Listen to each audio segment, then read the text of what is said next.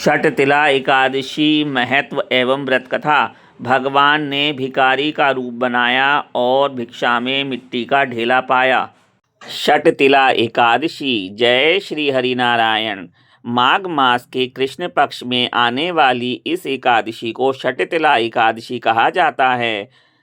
इसके अंदर तिल स्नान, तिल का उपटन, तिल का हवन, तिल का तर्पण, तिल का भोजन और तिलों का दान। तिल के यह 6 प्रयोग इस व्रत में अवश्य करें। इनके प्रयोग के कारण ही यह षटतिला एकादशी कहलाती है। इस व्रत के करने से अनेक प्रकार के पाप नष्ट हो जाते हैं। षटतिला एकादशी व्रत कथा। पुलस्त्य ऋषि दालभ्य ऋषि से कहने लगे कि अब मैं तुमसे इस एकादशी की कथा कहता हूँ। एक समय नारद जी ने भगवान श्री विष्णु से यही प्रश्न किया था और भगवान ने जो षटतिला एकादशी का महात्म्य नारद जी से कहा था सो मैं तुमसे कहता हूँ। भगवान ने नारद जी से कहा कि हे नारद, मैं तुमसे सत्य घटना कहता हूँ, ध्यानपूर्वक सुनो। प्राचीन काल में मृत्युलोक में एक ब्राह्मणी रहती थी। वह सदैव व्रत किया करती थी। एक समय 1 मास तक व्रत करती रही।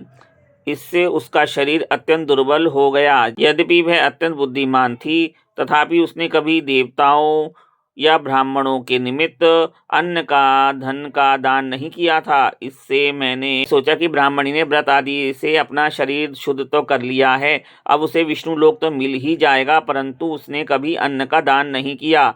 इससे उसकी तृप्ति होना कठिन है। भगवान ने आगे कहा, ऐसा सोचकर मैं भिखारी के वेश में मृत्युलोक में उस ब्राह्मणी के पास गया और उससे भिक्षा मांगी। वह ब्राह्मणी बोली, महाराज किस लिए आए हो? मैंने कहा, मुझे भिक्षा चाहिए। इस पर उसने एक मिट्टी का ढेला मेरे भिक्षा पात्र में डाल दिया। मैं उसे लेकर स्वर्ग में लौट आया। कुछ समय बाद ब्राह्मणी भी शरीर त्याग कर स्वर्ग में आ गई। उस ब्राह्मणी को मिट्टी का दान करने से स्वर्ग में सुंदर महल मिला, परंतु उसने अपने घर को अन्न आदि सब सामग्रियों से शून्य पाया।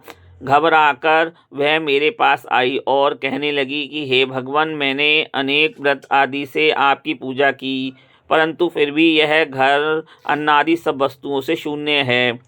इसका क्या कारण है? इस पर मैंने कहा, पहले तुम अपने घर जाओ, देव स्त्रियाँ आएंगी तुम्हें देखने के लिए। पहले उनसे षटतिला एकादशी का पुण्य और विधि सुन लो, तब द्वार खोलना।